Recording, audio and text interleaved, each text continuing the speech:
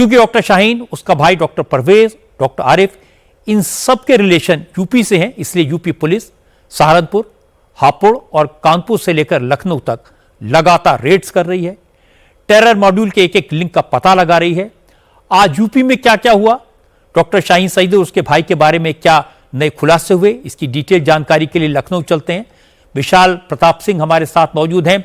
विशाल, doctor Shaheen इस पूरे मामले में बहुत अहम किरदार बनकर उभर रही है, क्या जानकारी आप दे सकते हो उनके बारे में? पुलिस को आज क्या पता चला?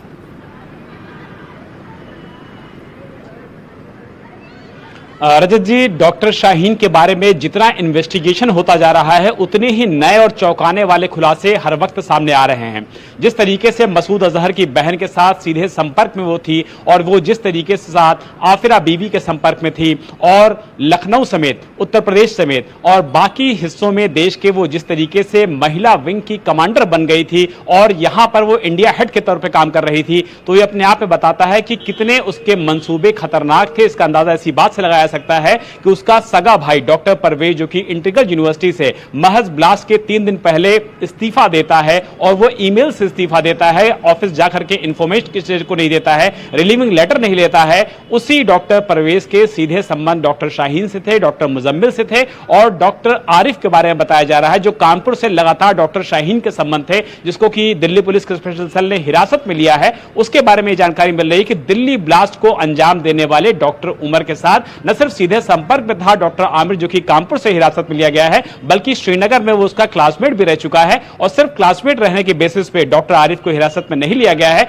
उसकी जो गतिविधियां थी, उसके जो चैट्स थे, उसका जो शाहीन के साथ लगातार बातचीत थे, ये सब एजेंसीज के पास पहुंच चुका है। उसी के बाद यूपी एटीएस और स्पेशल सेल ने मिलकर के इस पूरी कार्रवाई को अंजाम दिया है। और अब से कुछ देर पहले की ब्रेकिंग न्यूज रजत जी ये है कि यूपी एटीएस ने बाकायदा ये फैसला लिया है कि उनके डेजिग्नेटेड ऑफिसर्स की जो टीम है वो दिल्ली जाएगी, श्रीनगर जाएगी और यूपी से जो लोग भी अरेस्ट किए गए हैं, जो डॉक्टर्स अरेस्ट किए गए हैं, जिनकी उत्तर प्रदेश में भूमिका है, उनके बारे में सारी जानकारी जुटाएगी। और साथ ही साथ श्रीनगर की जो एटीएस है, उसने यूपी एटीएस से ये जानकारी मांगी गई है कि जैश ए मोहम्मद के जो भी आतंकी लखनऊ की जेलों में बंद हैं, उत्तर प्रदेश की जेलों में बंद हैं, उनके नेटवर्क के बारे में जानकारी मांगी है, उनके डिटेल्स के बारे में जानकारी मिली है, उनके बैकग्राउंड्स के बारे में जानकारी मांगी है, ताकि सभी डिटेल्स को वेरीफाई किया जा सके और सारे आरोपियों को आमने सामने बैठा करके न सिर्फ श्रीनगर एटीएस, दिल्ली पुलिस के स्पेशल सेल, बल्कि यूपी एटीएस भी पूछताछ कर सके। लेकिन डॉक्टर शाहीन की जो भूमिका नजर आ रही है रजत जी, जिस तरीके से वो कोडवर्ड में बात करती थी, जिस तरीके से वो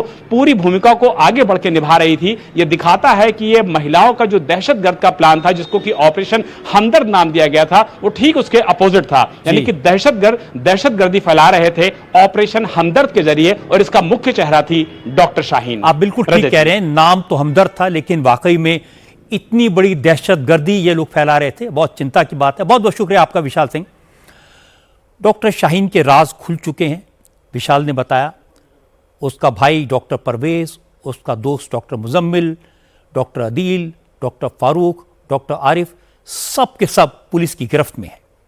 और आज ये भी कंफर्म हो गया कि लाल किले के पास जो ब्लास्ट हुआ था उसमें इस गैंग का एक मेंबर डॉक्टर उमर मारा गया। डीएनए जांच में ये कंफर्म हो गया कि I-20 कार में जिस वक्त ब्लास्ट हुआ उस वक्त उमर गाड़ी में था। हालांकि ये फॉर्मेलिटी है, पुलिस को गाड़ी के एक्सीलेटर के पास एक पैर का टुकड़ा मिला था। इस पैर से डीएनए का सैंपल लेकर इसकी मैचिंग उमर की मां के डीएनए से कराई गई। सैंपल मैच हो गया। क्योंकि ब्लास्ट में डॉक्टर उमर की पूरी बॉडी के चिथड़े उड़ गए थे, कुछ हड्डियां और दांत ही बचे थे, इसलिए बॉडी की पहचान मुश्किल थी। इसके बाद डीएनए की सैंपलिंग से उमर की मौत को कंफर्म किया गया ताकि बाद में कोई इसे किसी तरह डिनाई ना कर सके।